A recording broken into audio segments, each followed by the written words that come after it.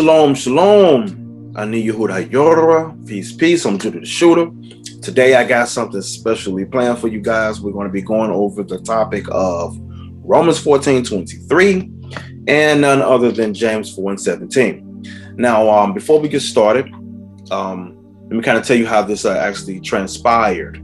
Now, if you've never read Romans 14:23, at the end of the verse, it tell you, I believe all that is not done in faith is sin. And the other one is the James 4:17. If you know to do good and you don't do it, then it's sin. So we're going to be going over that, tell you how it transpired. So long story short, the sister who I know, I've been knowing the sister for a while. She's actually been watching my videos for a while as well. Back since 2012. Long story short, she met a guy that she really likes. And a long story short, he is slowly coming into the truth, but he's still weaning off some of the Christianity doctrine. Now, they did go ahead and give me permission to do the video because I told them I would, would they like me to do a video and actually discuss it. So they're like, yeah, cool. So shout out to you all. But anyway, there's a funny backstory to this. He ended up getting the understanding later. That's why he went on and told me, yeah, go ahead, man, do the video. He actually want to go back over it and to show people he know as well. But he did understand that those scriptures are taken out of context that we went over.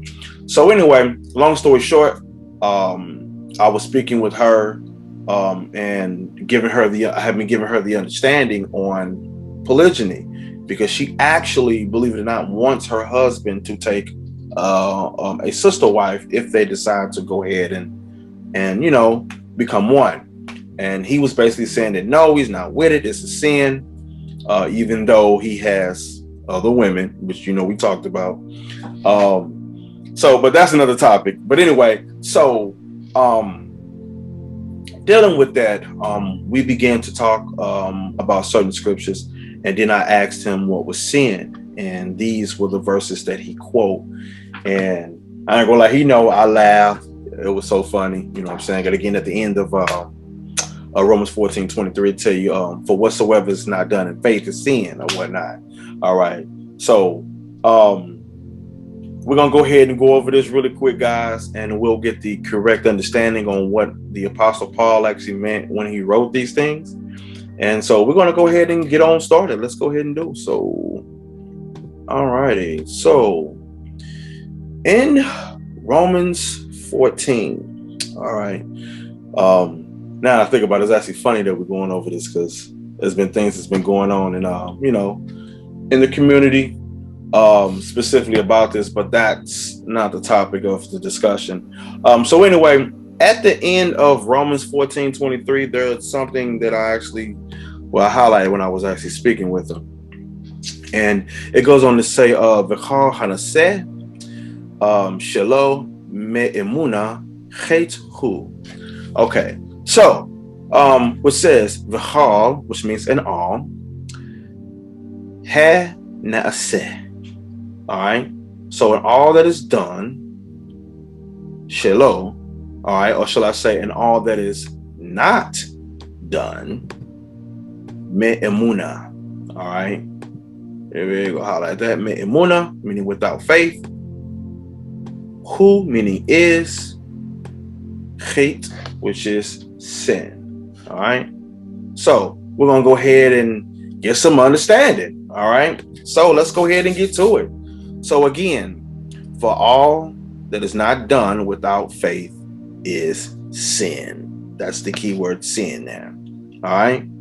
So, ladies and gentlemen, if you've read this verse, the overall context, when dealing with this is talking about action. All right. When you read the context of the entire chapter, all right, about one who believed he can eat all things according to the faith, and one who was what you know as a vegetarian who ate herbs, plants, vegetables, and God received him. Okay?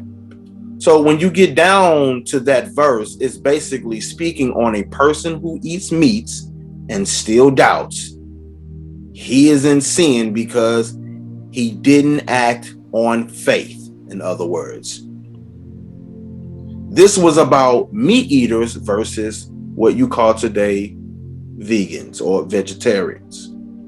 This wasn't talking about polygyny. This has nothing to do with you not being able to take another wife or a concubine if you choose to do so at all. For example, let's get the ISV version. It says, but the person who doubts is condemned if he eats, because he does not act in faith. And anything that is not done in faith is sin. Okay, let's look at the GWT. I want to say, is it the GWT? I thought I had it on here. Wait, I do. Here we go. GWT. It says, but if a person has doubts and he still eats, all right, he is condemned because he didn't act in faith. Anything that is not done in faith is sin. That's basically what this is talking about, guys. Romans 14 has nothing to do with polygyny. All right. So the brother who understood it that way used these verses to try to say, he tried to use this verse to say that it was a sin when I asked him what exactly was sin. So I asked him, so if I did polygyny, it's cool, right? And then I said, but if I did polygyny, but I didn't do it in faith, is that sin? So if this verse is saying what you think that it's saying, because it's not, then this would mean that if I decided to do polygyny, I should be able to do so, as long as I act in good faith, as long as I believed in, right? And that's what I was asking the brother, you know what I'm saying? And I said, as long as I do polygyny in faith, then it's not sin, according to your logic, if we're going to use Romans 14:23. Because the version that he had used, of course, was the KJV. Right here, when it says, here we go, for whatsoever is not in faith is sin. Because I asked him what was sin. Okay. So this is how we ended up here. That's how we end up here. So I should be able to do it as long as I act in good faith then, right?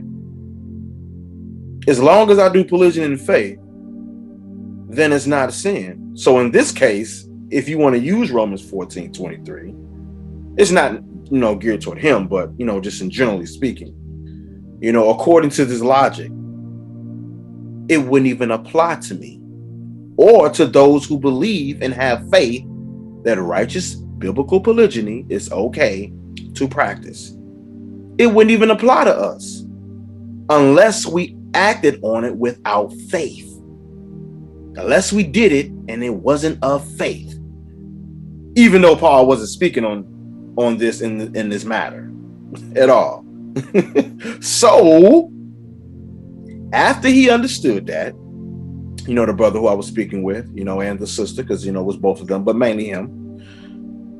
He did slip up and say, yeah, you're right. Yeah, you're right. Oh man, it was funny. But now the brother was running from my questions now. He was running, but it did end it well. It did end it well, and it was good, but anyway, I was showing that even in the text, going back again, and all that's not done without faith is sin. All right, it's sin. That's what this is saying. And again, this has nothing to do with polygyny at all. The whole Romans 14 has nothing to do with polygyny at all. It doesn't. So when I was dealing with this and asking him, hey, what's sin? And again, this is how we got here. Because we know according to James, I'm saying according to 1 John chapter 3, verse 4, tell you, let me go ahead and read that really quick. Let me go ahead and get that. 1 John chapter 3 and verse 4, it says, whosoever committeth, meaning does, sin, what do they do, guys? Transgresseth. The key word is also the law. So you see that? Whoever does sin, what do they do? It says they transgress or they break also the rules, the commandments, the law. It says, for sin is the transgression or the breaking of the law. That's what sin is. That's what sin is. That's what it is here.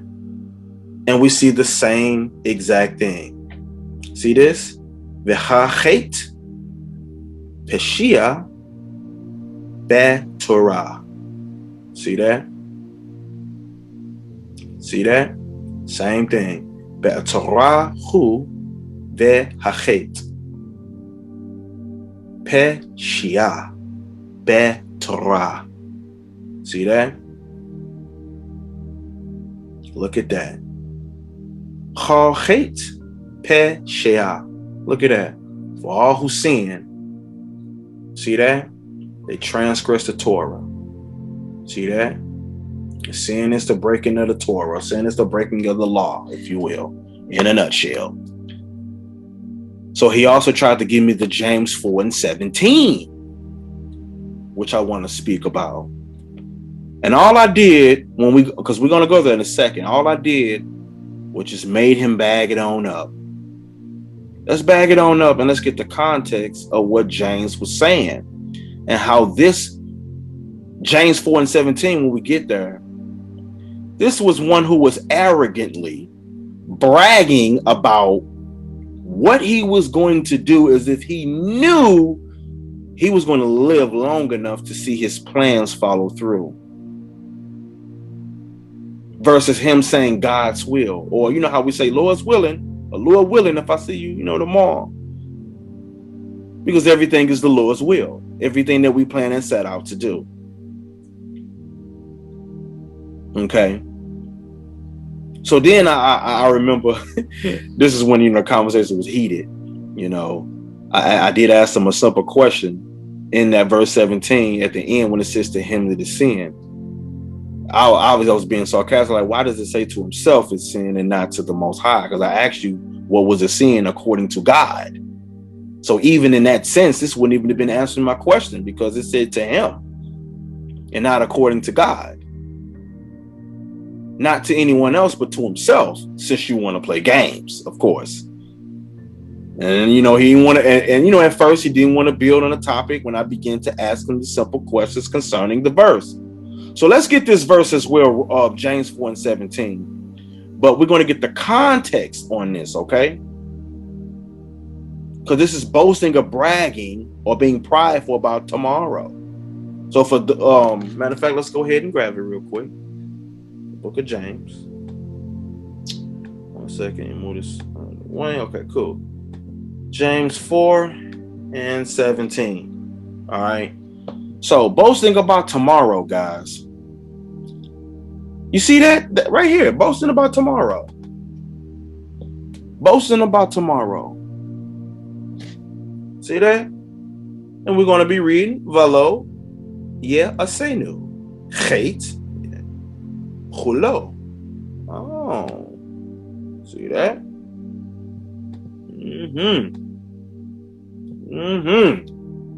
So we're going to be getting that. We're going to be getting an understanding on this. Boasting about tomorrow. So those who never read and understood James' take on this, before we read this and get the context of what is being said, I have to explain to you guys that he is basically giving a warning or rebuking people who have a boastful or prideful attitude of, I can do this without the Most High type of arrogance. As if you can do the things that you plan to do without the Most High God being in control. So the thing about it, which I found funny, is like, why would he give me this verse? Why would he give me that? It's what I'm thinking. Why would he give me that? Now, let me switch this over really quick. Now that I think about it. Because one of the first key things I noticed in verse 17 is the word therefore. The word therefore. Let me highlight that for you guys. I'm going to highlight it in blue. Therefore. That means so. Now, he tried to one-line me. And I'm like, yo, this ain't got nothing to do with polygyny. You know this, right? Because I'm asking, because the topic was basically dealing with Adam and Eve. And Adam only had one woman. So he was trying to explain that this is how God set up monogamy, which I'll be doing a lesson on this in the future too, about Adam and Eve and dealing with Genesis, because that's a scripture what people love to run to. But I'm just kind of giving you the backstory in these two scriptures on where we ended up at. I explained it to the brother, which he'll watch. But anyway, I was like, well, right there in verse 17, it has the word therefore. Therefore, that means so, which lets me know that I would have to read before this to understand what the writer James is explaining. That's common sense. It's common sense. So it says therefore. Again, that means I got to read the verse before this, or read the verse before this, so I can understand what James is saying. So for those of you who've never read this verse, let me help you guys out, because this passage has nothing to do with polygyny being a sin. Has nothing to do with that. And believe it or not, people are going to use this verse to justify the false doctrine, which is silly. They're going to use this verse, I'm telling you. So brothers, be prepared. When dealing with poly and you asking them, yo, is polygyny a sin? And they're going to want to tiptoe around 1 John 3 and 4, which they know and understand what it is. They know and understand what it is, but they're going to tiptoe around it. They're going to play games and try to trip you up with this James 4 and 17 and be like, yeah, polygyny is a sin. But is it really? So we're going to go ahead and do this, because they saying that, yo, if you know to do good and you don't do it, to him it is sin. But they taking this out of context. So if you know that Adam had one wife and God said that that was good, and you know that that's good and you don't, then that's a sin then, brother. Oh, that's what James was talking about when he said this? Huh? Was James talking about that when he wrote this? What did James meant when he wrote this? We got a problem.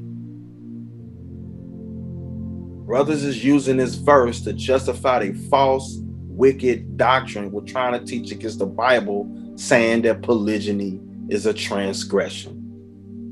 And that's evil. To do that, it's evil. It's extremely evil. So the key to understanding verse 17 is backing up to at least verse 13.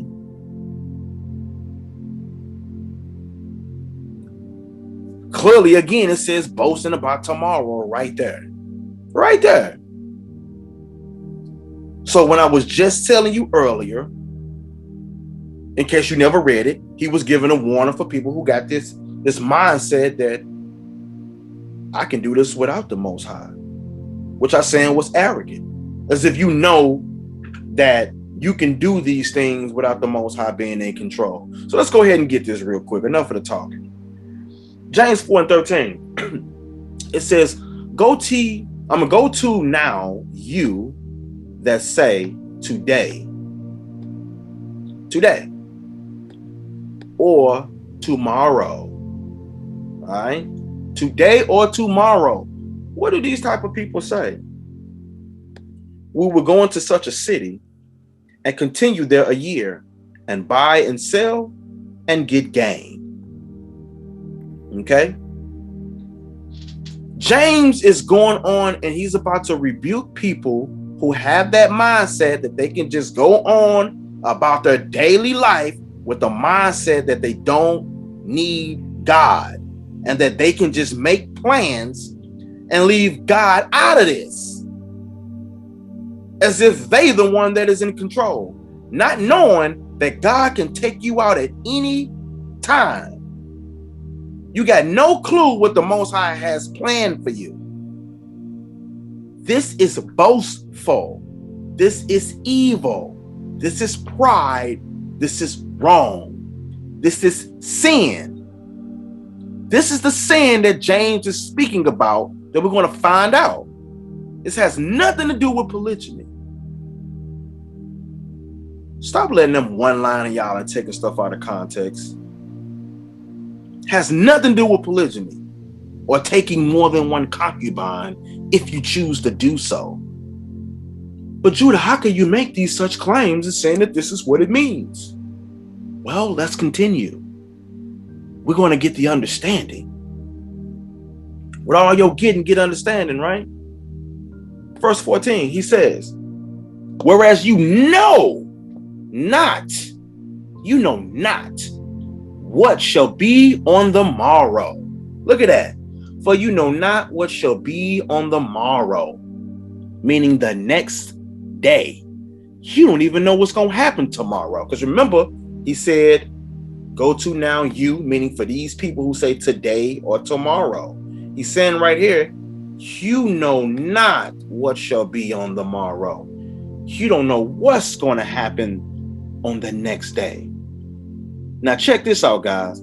James asked a question so you can understand just how quick God can snatch your life. How quickly he can snatch you up out of here. The fact that we in the hands of God and everything we do is by his permission. For example, now that I'm thinking about this, I remember, and all praises to the Most High. For the Most High, he gave me a good brother who actually passed away. His name was Dawid. May the brother rest his soul and may the Most High have mercy on him. But anyway, we used to cut down trees. And I remember this particular day. It was me. It was him. He was up on the tree and I was holding the rope. And it was my brother Ez that was with me this day. And I know, Ez, if you watch and you will remember this, this is when we were in Jennings, in St. Louis, of course, for those who don't know. But we were cutting this tree down. And it's funny because I still got the pictures in my old phone on this. I was cutting the trees. We was cutting the trees down. He was cutting the tree. I was holding it. And I remember I was cracking jokes on Ez, or I was cracking jokes with him. We was being silly. And anyway, he was cutting the tree. And I didn't expect him to get it done so fast, man, because he was a beast with it. Man, he cut the branch because, like basically if you've cut trees before, he was up top, had a saw, but we had this little rope and I had to pull the rope when he cut it. I had to pull it down. But anyway, it was like a big log, a big branch. And anyway, so I'm cracking a joke and I remember, I think Ez was either coming back toward us.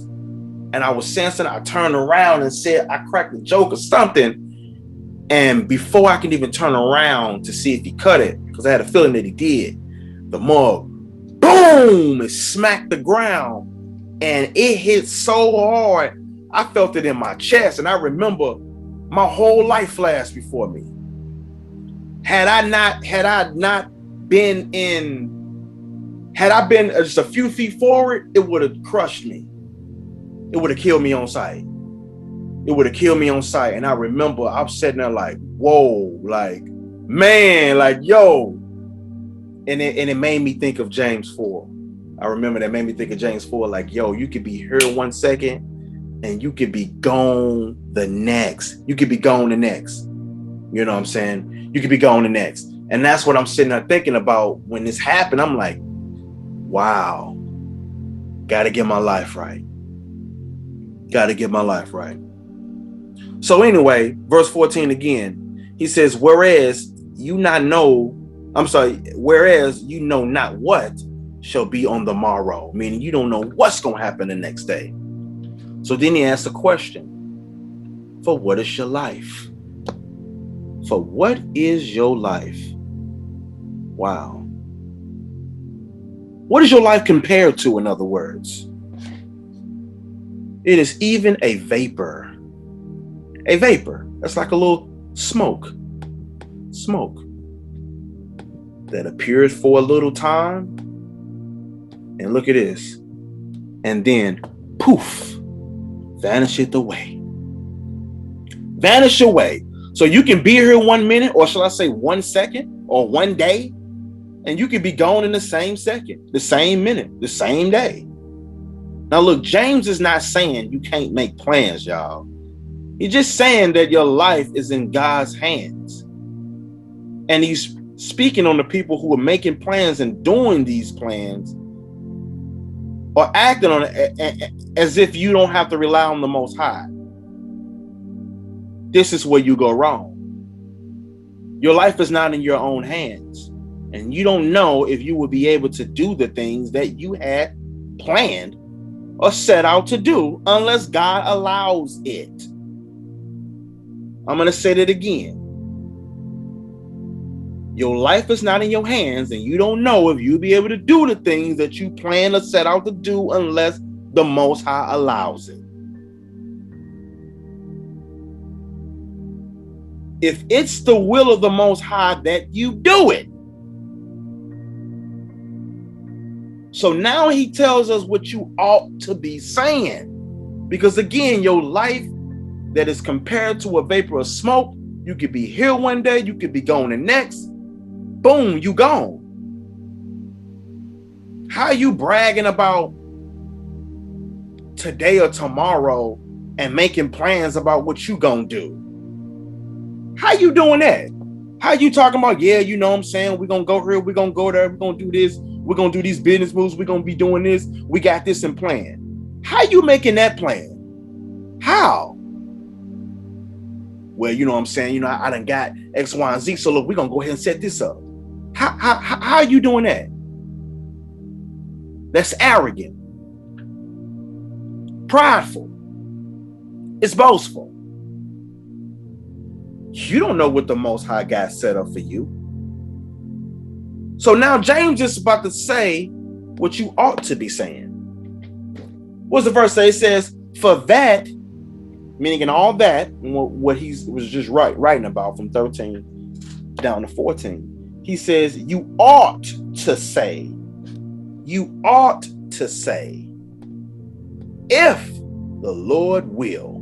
So that's why you may hear people say, you know, Lord's willing, or God will, or if it's the Lord's will, or if it's the will of God, we shall live. See that? So if it's the Lord will, that he lets us stay alive, that if he didn't make us vanish away, we shall live and do this or that. So this is what you ought to say if the Lord's will. So sometimes, again, you may hear us say, you know, Lord's willing, the Most High willing, the God willing. Or if it's the will of God, I will see you tomorrow. And we can go to the store. We can set this business up, and we can do this, or we can do that. Look, it's pure arrogance that you think that you can just be out here moving as you please and living your life as if it's guaranteed, as if today or tomorrow is guaranteed, as if you don't see it, not knowing that your life is compared to a vapor of smoke and it can vanish away at any time. That's arrogant. To think that you can live on your own, or what they say independently of the Most High.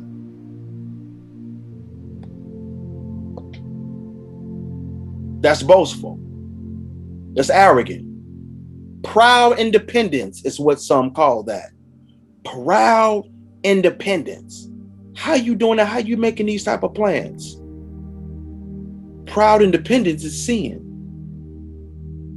How you doing that? Huh? Look at the next verse. He says, but now you rejoice in your boastings. All such rejoicing is evil. This is a person who is being prideful, boasting about this type of behavior. As if you don't need God.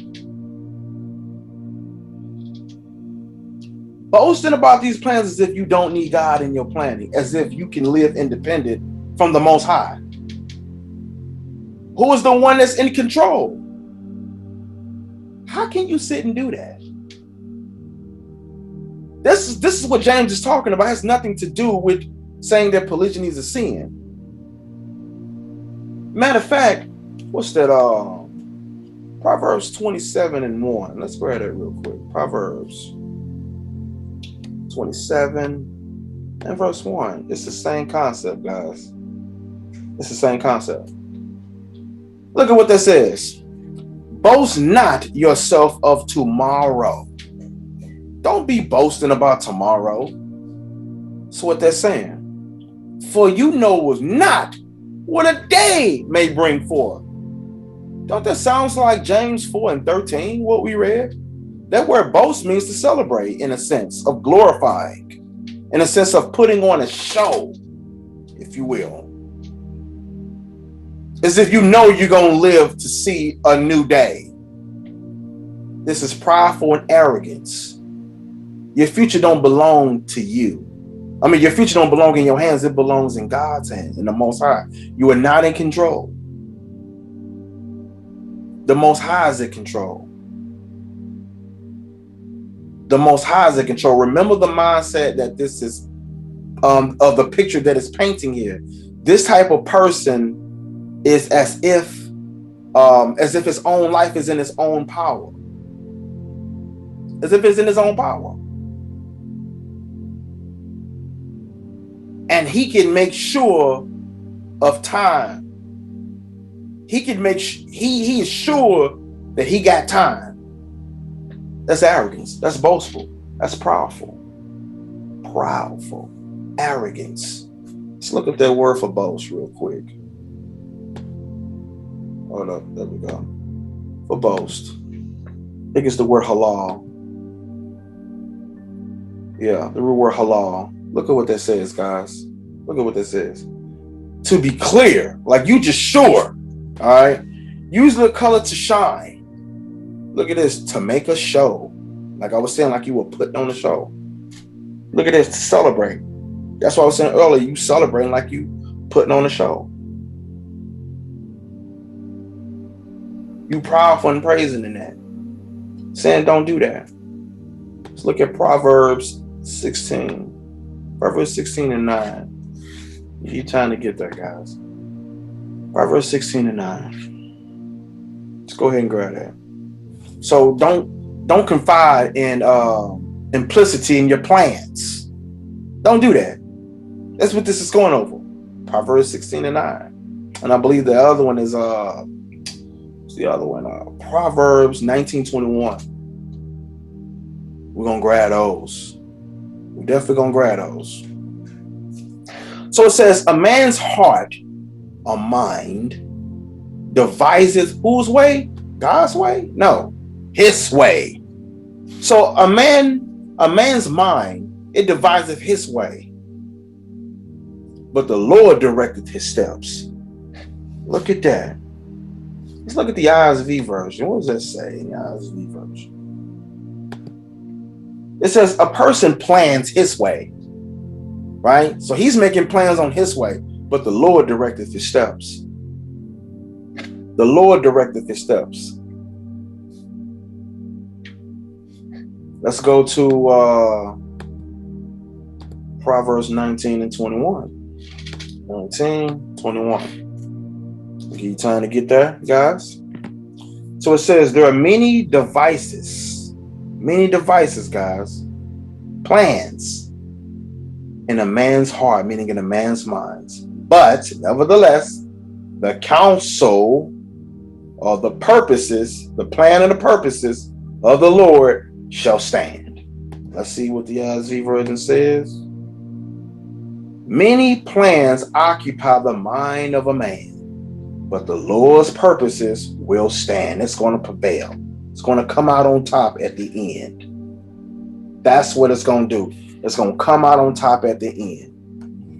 You are making these plans as if you know you're going to live to see the next day, as if you can live independently from God, or as if you don't need God and you are sure that you're going to live to see today or tomorrow, not knowing what a day may bring forth. Again, when going back to Proverbs and 27:1, it says, boast not yourself of tomorrow, for you know not what a day may bring forth. So you don't even know what's going to happen today. How you sitting there and bragging and talking about and boasting and talking about tomorrow? You celebrating about tomorrow. You trying to make plans about what you know you're going to be doing tomorrow. You don't even know if God going to take you out of here today. For what is your life? It is even a vapor. It appeareth for a little time and boom, it vanisheth away. It vanisheth away. Matter of fact, check it. Even when you look at Ecclesiastes chapter 9 and verse 12, what does it say? It says, hold on, wait, had a charge. Put on the charge. Here we go. It says, for man knoweth not his time. He don't know when he's going to die. You don't know how long you're going to live on earth. A man knoweth not his time. Then it gives a parable. As the fishes that are taken in the evil net, you know how fishes be swimming, right? Be swimming, right, in the water. And then whew, that net come up and just, boom, take them. They swim in and find 1 second, and then boom. Whew, look at that. They get taken in the net. Now, who would be fishing for this fish that's taken up in an evil net? Fishers. It take them and boom. Then it says, and as the birds that are caught in this trap, that means a snare, a trap. See that? Birds can be flying and then boom, get caught up in something. They were just good flying. And all of a sudden, boom, gone. So are the sons of men snared or trapped in an evil time. Look at that. When it falleth what? Boom, suddenly upon them. You could be here today and you could be gone the next. Here today, gone the next. That's what this is going into. So stop bragging like you know, or boasting like you know, and proudful like you know, and celebrating like you know, and planning like you know you're going to live to see the next day. You don't even know what today is going to bring forth. You don't even know. Go back to James 4:13. James 4:13 again. So go to now, you that say today and tomorrow we gonna go into the city. Like we're gonna go to New York City, right? And continue there a year, man. We're gonna stay there a year. We're gonna do this, we're gonna do that, man. We're gonna buy this, we're gonna sell that, and we're gonna get gain. We're gonna make profits, we're gonna do this. Kind of like businesses, you know. I mean, we're gonna buy this, we're gonna sell that, we're gonna make a profit, we're gonna do this, we're gonna stay there a year, we're gonna do this. How you know you're gonna be doing that? How you know you're gonna be there a year? How you know you're gonna make it to that city tomorrow? How you know you're gonna live to see the rest of today? If you really sit and think about that, you get to really see and understand how prideful that is. How prideful you have to be to think that you can live independently from God. That that's what this goes into. Why didn't you include God in that if he's the one that gives you life? Huh? How? For example, let's get let me share my screen again. Let's get Proverbs 20 and 24. Let's grab that real quick. Proverbs chapter 20 and verse 24. Look at what it says here. Look at what it says. It says, man's goings are of himself? No. Man's goings are the Lord. But look at the question that it asks. How can a man then understand his own way? How can he understand his own way? Like, meaning, if where you go, your steps is of the Lord. Look at the ISV version. Let's see what it says. A man's steps are directed by the Lord. How then can anyone understand his own way? How? Let's look at Proverbs 3, verse 5 and 6. Well, I'll just look at here. It says, in all your ways acknowledge him, talking about the Lord, and he shall direct your paths or your steps or your way. It says, in all your ways acknowledge him, and he will make your path straight. He's going to direct your paths. Jeremiah 10. Square that one too. Jeremiah 10. And is it 22? No, 23. Jeremiah 10. 23, I want to say. Yeah. Oh Lord, I know that the way of a man is not in himself. He knows that. It is not in man that walketh to direct his steps. ISV version says, Lord, I know that a person's life is not he is to control, nor does a person establish his way in life. Look at that. Speaking of verse 23, the other one is Psalms 37 and 23 as well. It says, the steps of a good man are ordered by the Lord, and he delighteth in his way. See what the ISV version say. A man's steps are established by the Lord, and the Lord delights in his way. Lord delights in his way. Also, it reminds me of what is it? Is it Proverbs 16? Proverbs 16, when it says, even with dealing with when you speak as well.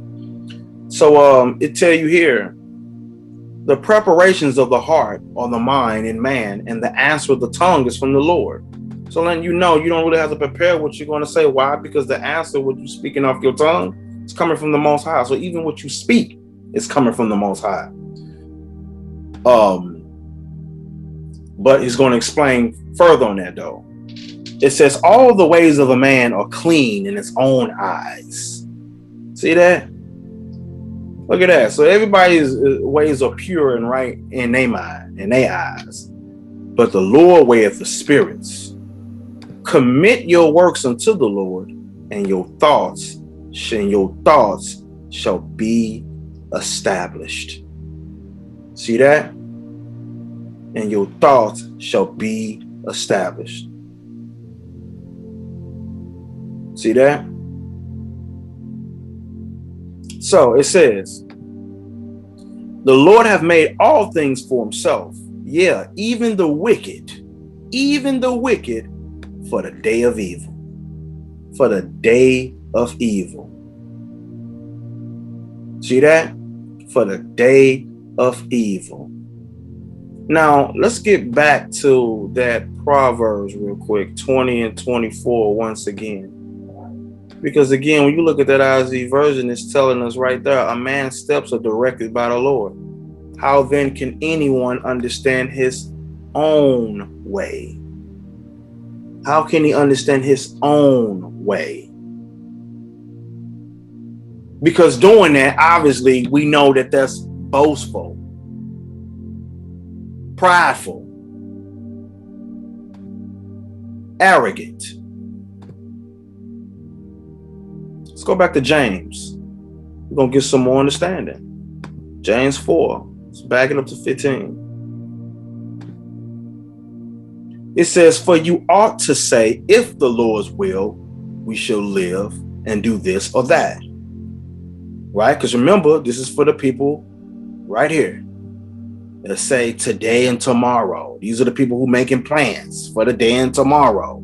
Again, as if they know they're going to live and not understand that their life may not even make it to tomorrow. It may not, they don't even know what a day may bring forth. Their life is compared to a vapor of smoke. They be here for a little second and gone the next. You vanish away. So you ought to say, if Lord's willing, we'll do this and do that. Verse 16, but now ye. Who's the ye? Ye that say today and tomorrow. That's who we talking about.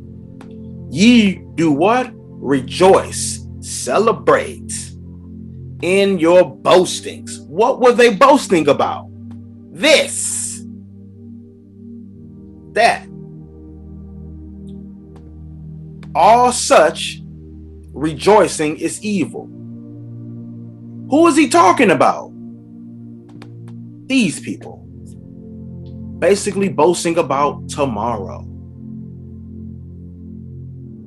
This is the context that James is speaking on. Ain't got nothing to do with polygyny. This is the context that he's speaking on. You're boasting about tomorrow. You can't live your life independent from the Most High, like I was saying earlier. This false glorifying, because that's what you're doing. This false glorifying is evil. This is sin. And clearly, if the teachings are in what we call the Old Testament, this is something that we should have already known, because James wasn't the first person to bring such teachings out. How you glorifying in that? Now there's something we can glorify in. Check this out. What's that? 1 Corinthians 1 and I think it's 30. No, 31. Last verse. It says that according to as it is written, he that glorified, let him glory in the Lord. Let him glorify in the Lord, not in yourself. Not glorifying and boasting in yourself. This is also what James was getting at. Let's go back to James 4. James 4 and 17. Go first to 16 again. But now you rejoice in your boasting. Let's go ahead and click on this real quick, right before we do. But now you rejoice. Look at that. It says to boast, to vaunt. Look at this. Make boast, glory. You're glorifying, rejoicing, glorifying. Look at that. Glory in the thing, to glory in account of a thing. Look at that. So you rejoice in your boastings. Look at this. Self-confidence, boasting. Look at that. Pride. Pride. Pride. See that? Pride. Don't the Lord hate pride? So it says all such rejoicing, boasting, glorifying is evil, bad. Look at that. Hurtful. It is evil. So, not glorifying and boasting in yourself. Let's go to verse 17 now. Dun, dun, dun. Says, therefore, to him that knoweth to do good and doeth it not, to him it is sin. Now we've seen the context of what this is talking about. People who do this, people who say this, today and tomorrow they're going that right there, making plans, not knowing that God is in control. It said, therefore. That means so. That clearly let me know I had to read before that to understand, because it started off the verse with saying, therefore. He was making a conclusion. Therefore, or so to him that knoweth to do good and doeth it not, to him it is sin.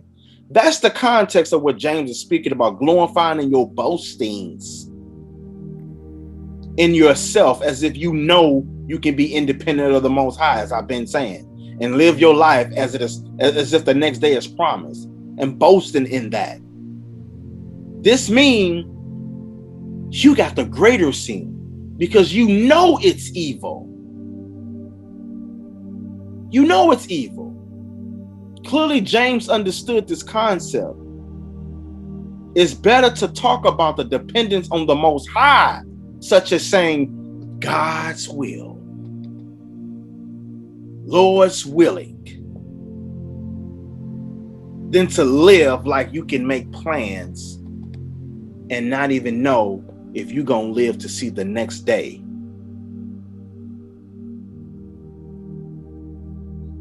Than to live like you can just make plans and not know what the day may bring forth or what will be on the morrow. That's what that's talking about. Bragging and boasting. That's evil. That's evil. This has nothing to do with polygyny. This has nothing to do with transgressing the law of God at all. Stop letting people just one line y'all. So dealing with that, in verse 17, it says, therefore, that means so. Therefore.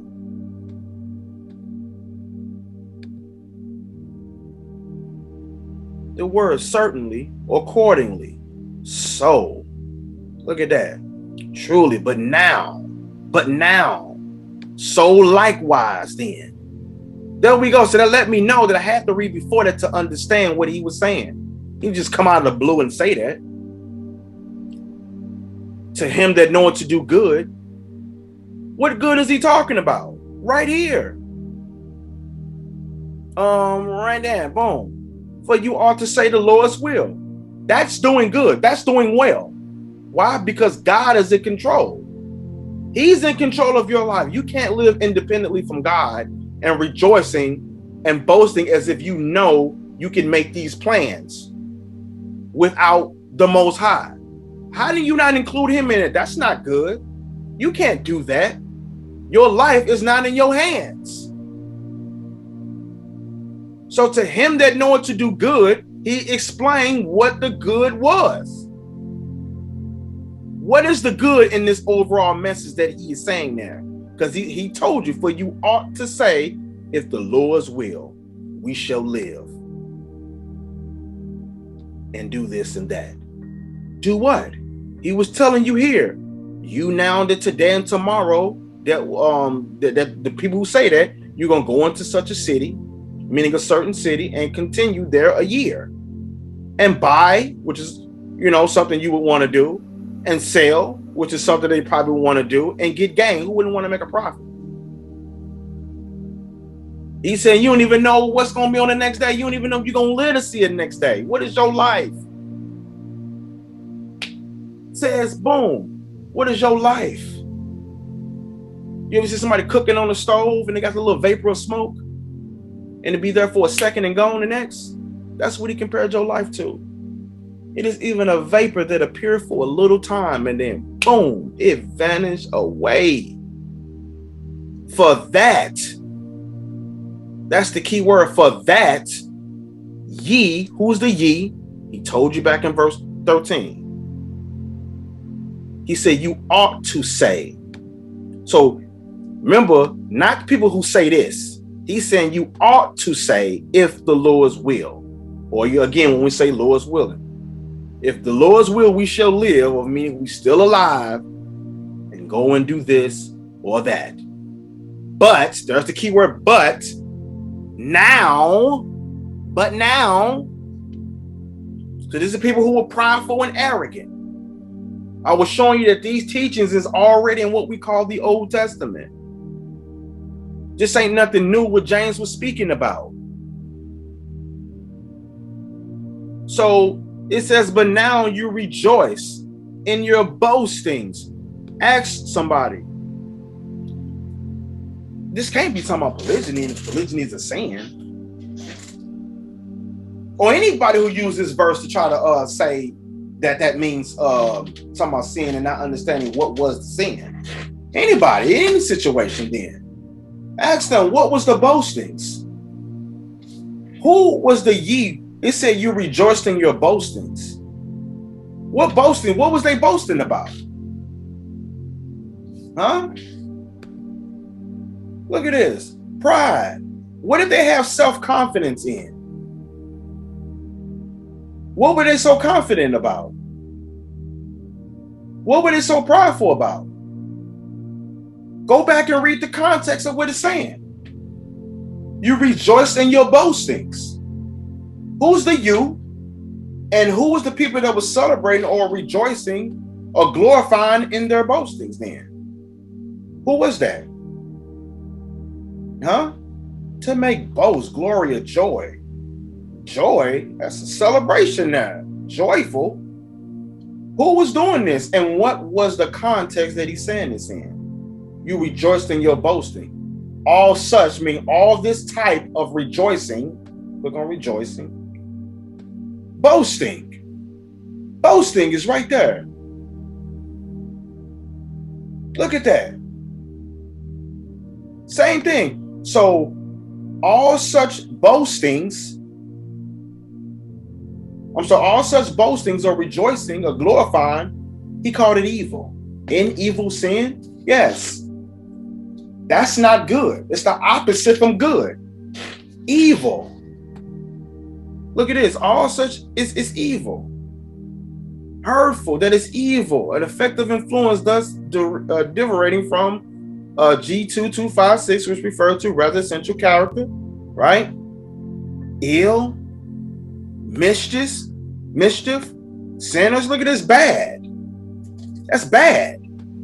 So you got one word right here, evil, which is bad, but then you got the word right here in verse 17, which has the word good. Well, good.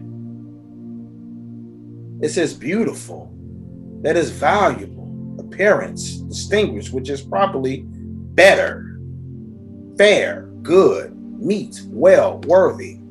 So you got one sense right here that if you're rejoicing in your boasting and your pride of your self-confidence, you're glorifying in yourself and not in the Most High, as we should read in 1 Corinthians 1:31, as we read earlier. It said that type of rejoicing, glorifying, rejoicing, look at this, boasting, call that bad, evil. Therefore, to him that knoweth to do good, well.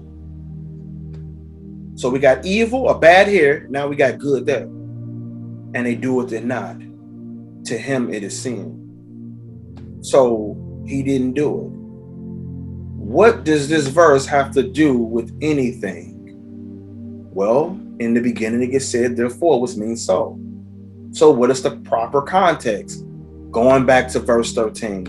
And this is about boasting about tomorrow.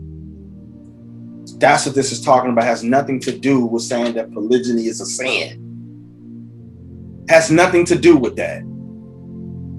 Has nothing to do with it. So, brother, if you know God set up one man and one woman, and then monogamy only, brother, and you know that, then you know you don't do it, then that's sin. Brother, that's not what James was talking about when he wrote that. That's not what he was talking about.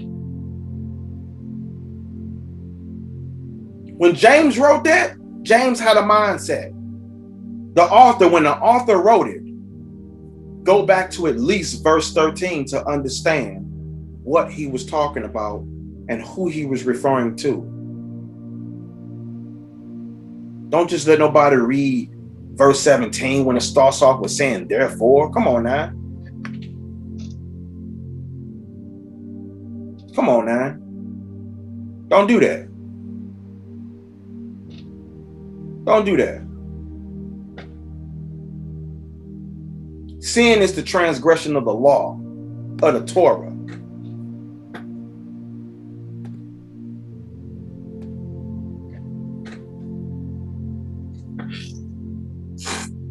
You've been bamboozled. You've been hoodwinked to let somebody use Romans 14 and 23 and James 4 and 17. Right there, that's sin too. Yeah, let's get the context of what is actually being said to why he used the word sin. Can we do that, please? Sure we can. Let's get the context. So when it says about rejoicing in your boasting, and all such rejoicing or boasting is evil, is bad, that's sin. What was he talking about rejoicing in and the boastings in?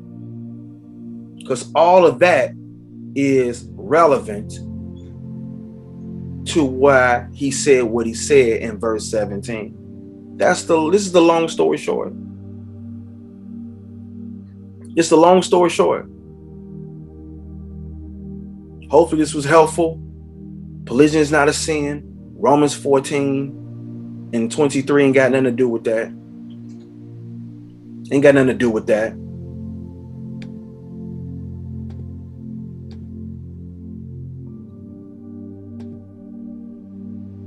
Hold on. Romans 14.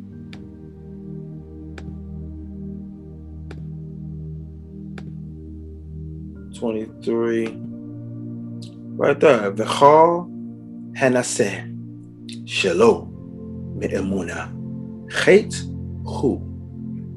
And all, this is the word for that is not, the word for done. The root word is asa, which means to do. Me, from or without. Emuna, faith. Chet, which is sin. Who is. All right, some cases that can mean it as well. It is sin, in other words, chet. So Romans 14 ain't talking about that. Romans 14 and James 4 and 17 in context of sin. Is that talking about polygyny?